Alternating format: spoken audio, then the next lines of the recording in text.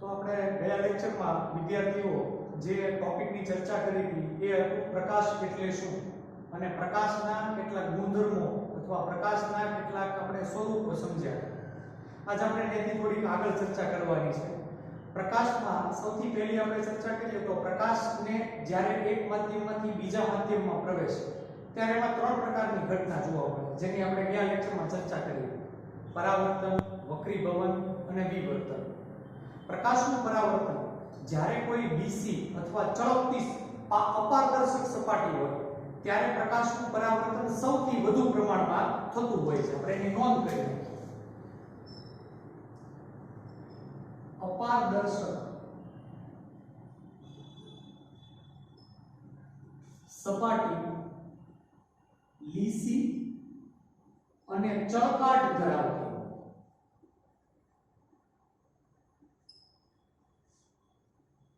ત્યારે પરાવર્તન સૌથી વધુ થાય છે.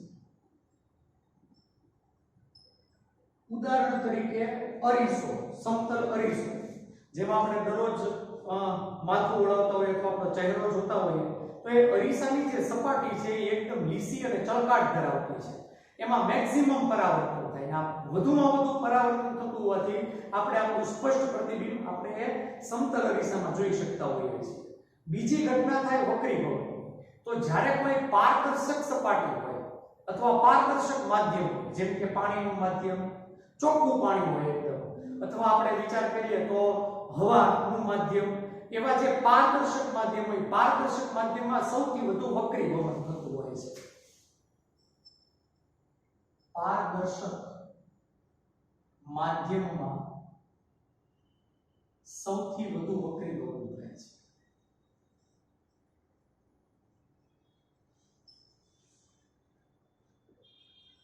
આગળ ચર્ચા કરીએ તો બે પ્રકારના અરીસા. આમ તો અરીસાના બે પ્રકાર છે જે આપણે આગળ ભણશું.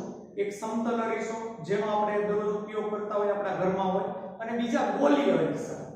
તમે ગોલીય અરીસા વિશે અગાઉના ધોરણમાં ભણી ગયા છો, જેમાં બહિર્ગોળ અરીસો અને અંતર્ગોળ અરીસાની ચર્ચા હતી. આવા જે અરીસા કે જેની સપાટી વક્ર હોય એટલે કે ઉપસેલી હોય અથવા ખાડાવાળી હોય, આવા અરીસાને ગોલીય અરીસા તરીકે ઓળખવામાં આવે. જેમ કે આપણા વાહનોમાં જે સાઇન ગ્લાસ છે એ પ્રકારનો ગોલીય અરીસો છે. આવા ગોલીય અરીસા દ્વારા આપણે પ્રકાશના કિરણોનું કેન્દ્રિત અથવા વિકેન્દ્રીકરણ કરી શકીએ છીએ. ગોલીય અરીસા દ્વારા પ્રકાશના કિરણોનું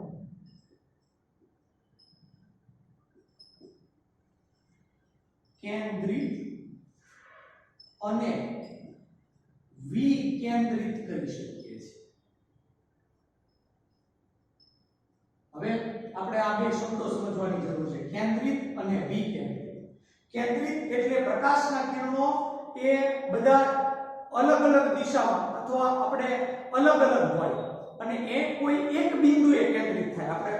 આપણે આકૃતિ દ્વારા સમજીએ. દાખલા તરીકે તમે જોઈ શકો છો કે આ બધા પ્રકાશના કિરણો જે મેં દર્શાવેલા છે એ પ્રકાશના કિરણો આ પ્રમાણે દિશામાં છે અને આ બધા પ્રકાશના કિરણો ધારો કે આ કોઈ એક બિંદુએ કેન્દ્રિત થાય. આ આપણે બિંદુ લઈ લઈએ તો આ બિંદુએ બધા પ્રકાશના કિરણો કેન્દ્રિત થાય.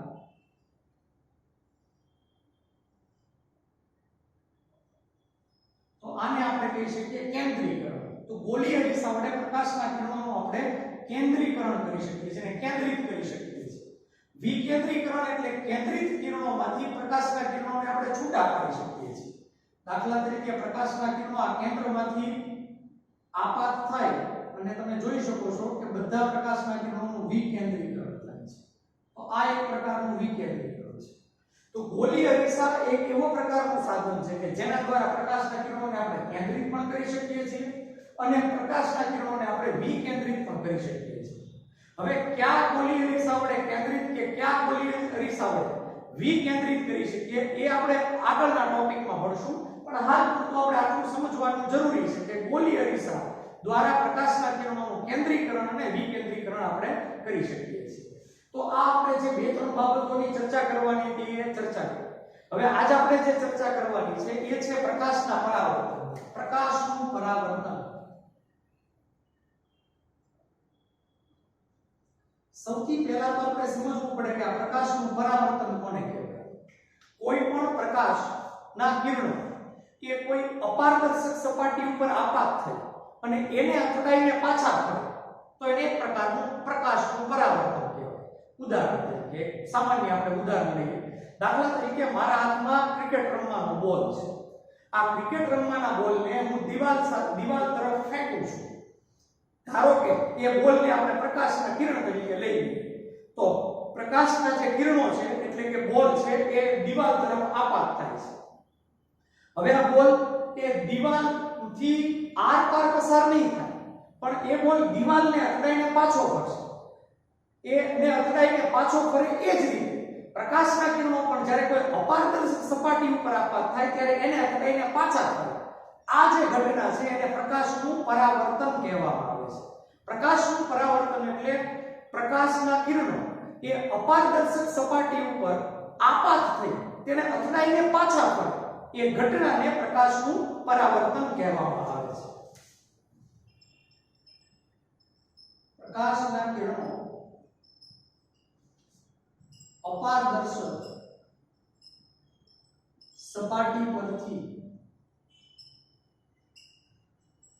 અથડાય પાછા ફરવાની ઘટના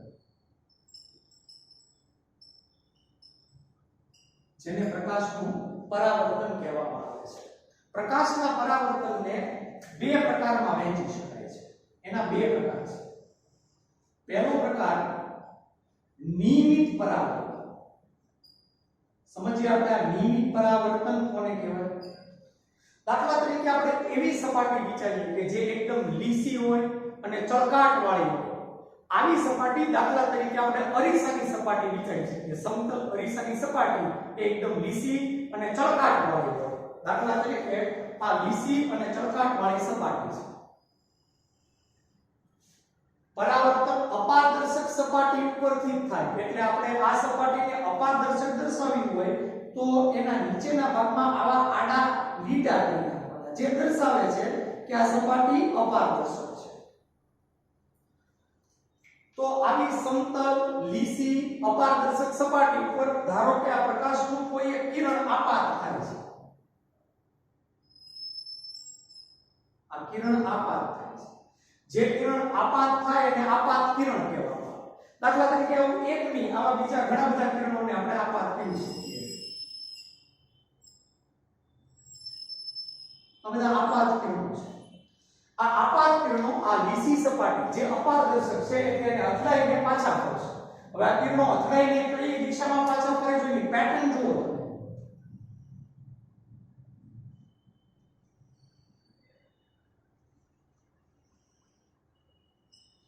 તો આ પ્રકારનું જે પરાવર્તન થયું એને નિયમિત પરાવર્તન કહેવામાં આવે છે. નિયમિત પરાવર્તનમાં જે પ્રકાશના કિરણો અથડાઈને પાછા ફરે એ બધા કિરણો તમે જોઈ શકો છો સમાંતર છે. સમાંતર એટલે ગણિતની ભાષામાં આપણે વિચારીએ તો એકબીજાને છેદે નહીં એને સમાંતર કહેવાય. તો અહીંયા કિરણો છે એ અથડાઈને પાછા ફરે એ લાંબા અંતરે પણ એકબીજાને છેદતા નથી એટલે સમાંતર છે અને ચોક્કસ દિશામાં પરાવર્તિત થાય છે. જો એ દિશા ચોક્કસ છે એવું નથી કે અલગ અલગ દિશામાં પરાવર્તિત થાય છે. તો આવા પરાવર્તનને નિયમિત પરાવર્તન કહેવાય. જેમાં પરાવર્તિત કિરણો જે પરાવર્તિત કિરણો છે એ સમાંતર દિશામાં હોય અને બધા જ કિરણોની દિશા એક જ સરખી હોય તો એવા પરાવર્તનને નિયમિત પરાવર્તન કહેવાય. નિયમિત પરાવર્તન માટે આપણે બે વસ્તુ છે એ લખી શકીએ. સૌથી પહેલી અને અગત્યની બાબત નિયમિત પરાવર્તન એ લીસી સમતલ સપાટી પરથી થાય છે. ઉદાહરણ તરીકે આવી સપાટી એટલે સમતલ અરીસાની સપાટી જે આપણા ઘરમાં દરરોજ આપણે આપણું ડાચું જોઈએ એટલે કે મોઢું જોઈએ. આ સમતલ અરીસો એ લીસી સપાટી છે. બીજી આપણે બાબત એ કહી શકીએ કે જે પરાવર્તિત કિરણો છે એ સમાંતર દિશામાં અને એક જ દિશામાં હોય છે. પરાવર્તિત કિરણો ની દિશા એક સમાન અને સમાંતર હોય છે. તો આવા પ્રકારનું જે પરાવર્તન થયું એને નિયમિત પરાવર્તન તરીકે ઓળખવામાં આવે છે. પરાવર્તનનો બીજો પ્રકાર છે બિલકુલ આનાથી વિરુદ્ધ છે, એટલે નામ પણ એવું છે અનિયમિત પરાવર્તન.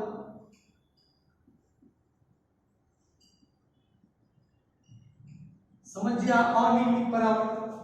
અનિયમિત પરાવર્તન જે અનિયમિત સપાટી અથવા ખરબચડી સપાટી હોય એના પર થતું હોય છે. આવી એક સપાટી આપણે એની કલ્પના કરીએ. દાખલા તરીકે આ અનિયમિત સપાટી છે. અપારદર્શક સપાટી છે એટલે એને દર્શાવવા માટે આપણે નીચે આવી આવા લીટા કરી નાખીએ જે દર્શાવે છે કે એ સપાટી અપારદર્શક છે. તમે જોઈ શકો છો આની જેમ સમતલ એકદમ સપાટી નથી પણ એ વાંકી ઝૂકી સપાટી છે, અનિયમિત સપાટી છે અથવા ખરબચડી સપાટી છે. ઉદાહરણ તરીકે આપણા ઘરમાં ટેબલ, ખુરશી, દીવાલ એ બધી અનિયમિત સપાટી છે. હવે ઘણીવાર તમને વિચાર આવે કે ટેબલની સપાટી અથવા દીવાલની સપાટી અનિયમિત ક્યાં છે? એ તો આપણે જોવા જઈએ એકદમ સમતલ સપાટી છે, પણ એનું બારીકાઈથી આપણે અવલોકન કરીએ તો એ બધી સપાટીઓ છે એ એકદમ સમતલ ન હોય. જે રીતે સમતલ અરીસાની સપાટી હોય એકદમ સૂક્ષ્મ રીતે એનું અવલોકન કરવામાં આવે તો એની સપાટી અમુક જગ્યાએ વાંકી ચૂકી આપણને જોવા મળે. તો આવી સપાટી અનિયમિત સપાટી છે. હવે આવી અનિયમિત સપાટી ઉપર પ્રકાશના કિરણો આપાત કરીએ આપણે.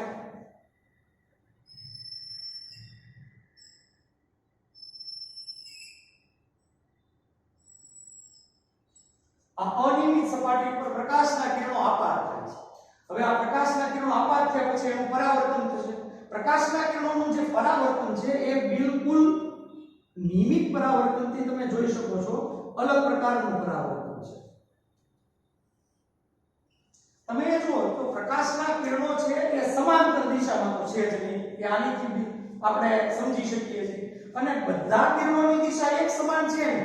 આ કિરણનું પરાવર્તનની દિશા અહીંયા છે, આ કિરણના પરાવર્તનની દિશા બિલકુલ નથી, અલગ પ્રકારની છે.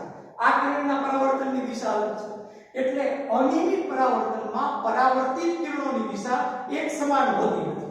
તો અનિયમિત પરાવર્તન માટે આપણે બે મુદ્દાઓ છે એ લખી શકીએ. સૌથી પહેલું કે અનિયમિત પરાવર્તનની સપાટી ખરબચડી અને અનિયમિત હોય છે. ખરબચડી અને અનિયમિત સપાટી હોય છે. બીજી બાબત આપણે કહી શકીએ કે જે પરાવર્તિત કિરણો છે એ સમાંતર હોતા નથી, તો એક જ દિશામાં હોતા નથી. પરાવર્તિત કિરણો સમાંતર કે એક જ દિશામાં હોતા નથી.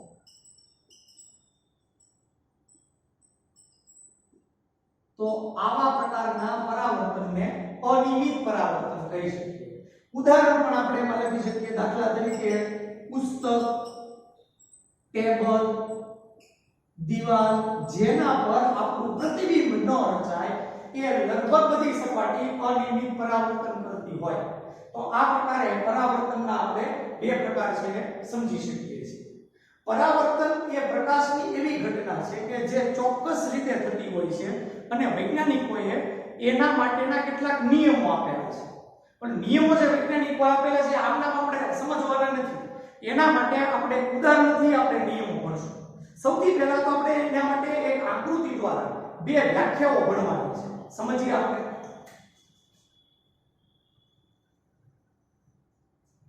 દાખલા તરીકે આપણે એક સમતલ અરીસો લઈએ.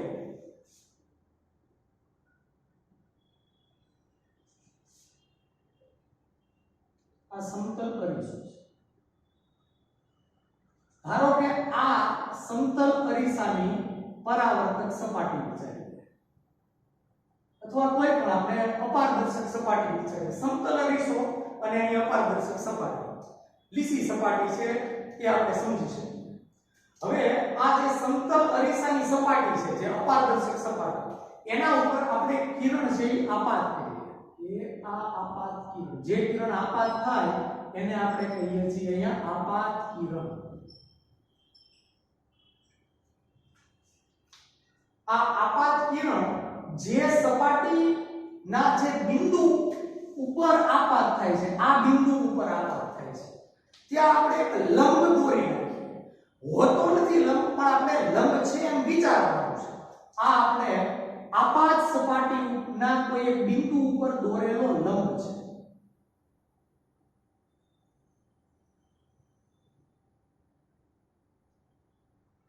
આપણે આ દોરેલો એક લંબ છે. તો અહીંયા તમે જોઈ શકો છો કે આપાત કિરણ અને આ સપાટી પર દોરેલો લંબ એની વચ્ચે એક ખૂણો રચાય છે. આ ખૂણો રચાય છે. આ ખૂણાને આપાત કોણ કહેવામાં આવે. બહુ સિમ્પલ શબ્દ છે. આપાત કિરણ અને સપાટીએ દોરેલા લંબ વચ્ચે રચાતો જે ખૂણો છે એને આપાત કોણ કહેવામાં આવે છે.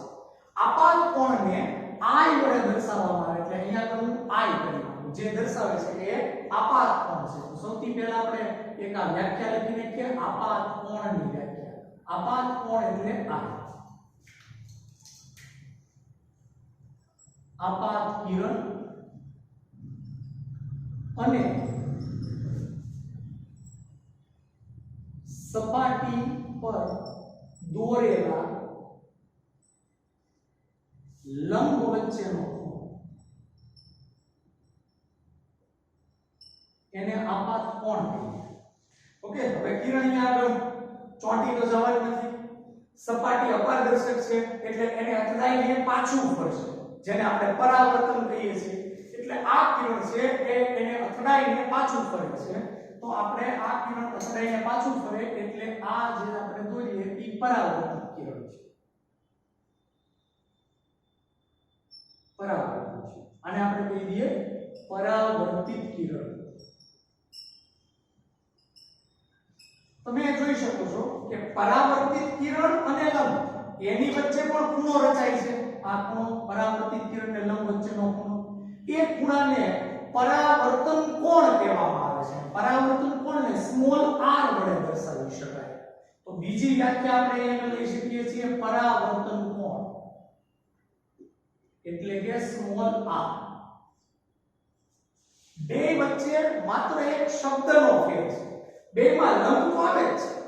આપાત કિરણ અને લંબ વચ્ચેનો ખૂણો તો આપાત કોણ અને પરાવર્તિત કિરણ અને લંબ વચ્ચેનો ખૂણો તો પરાવર્તન.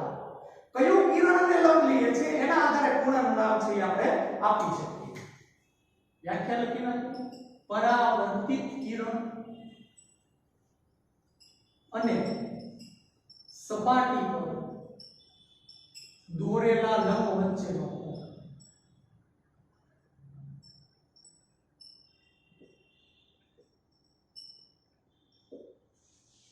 તો આપણે જે અહીંયા આકૃતિ દોરી એ આકૃતિમાં આપણે ત્રણ બાબતો શીખ્યા. આપાત કિરણ શું છે, પછી લંબ શું છે, પરાવર્તિત કિરણ શું છે, સાથે આપાત કોણ અને પરાવર્તન કોણની વ્યાખ્યા પણ આપણે આકૃતિમાં સમજ્યા.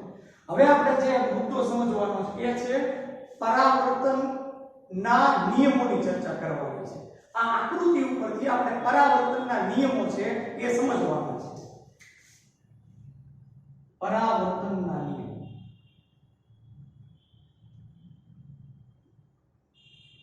સૌથી પહેલો અને એકદમ સિમ્પલ નિયમ તમે જુઓ. આપાત કિરણ અને પરાવર્તિત કિરણ એ જે આપણે લંબ દોર્યો છે એની સામસામેની બાજુએ છે. હંમેશા આપાત કિરણ અને પરાવર્તિત કિરણ લંબની સામસામેની બાજુએ હોય. તો આ પહેલો નિયમ આપણે કહી શકીએ આપાત કિરણ અને પરાવર્તિત કિરણ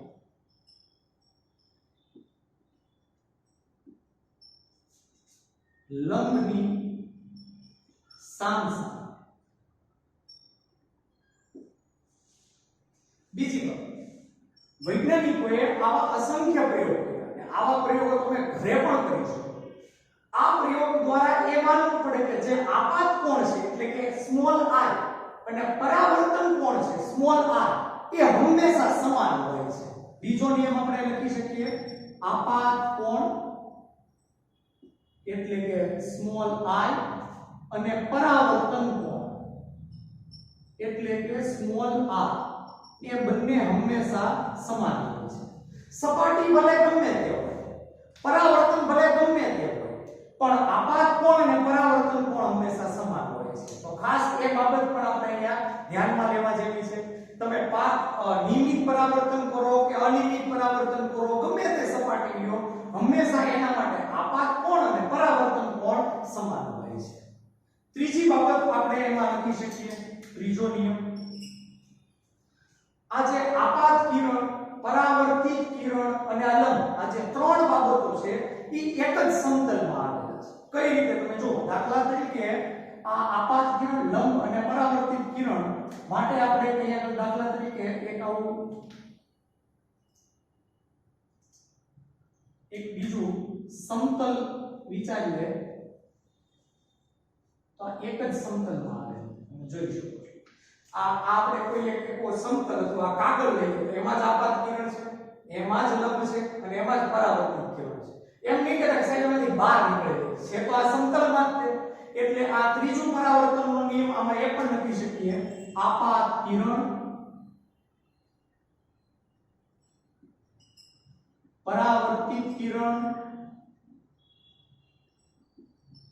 અને સપાટીએ દોરેલો લંબ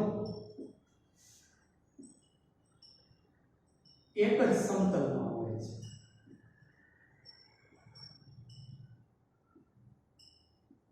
તો આ ત્રણ નિયમોને પરાવર્તનના નિયમો તરીકે ઓળખવામાં આવે છે. એક આપણે આમાં વિચાર કરવા જેવી બાબત છે. દાખલા તરીકે કોઈ એક આપાત કિરણ એ આ લંબમાંથી આપાત થતું હોય તો એનું પરાવર્તન કેમ થાય, એ ઘટના આપણે વિચારવા જેવી છે. આ ઘટના આધારિત MCQ એ બોર્ડની એક્ઝામમાં પૂછાઈ ગયો છે. દાખલા તરીકે અહીંયા જે લંબ છે એ લંબમાંથી જ આ એક કિરણને આપાત કરી આવી. પ્રશ્ન એવો છે, આપાત કિરણ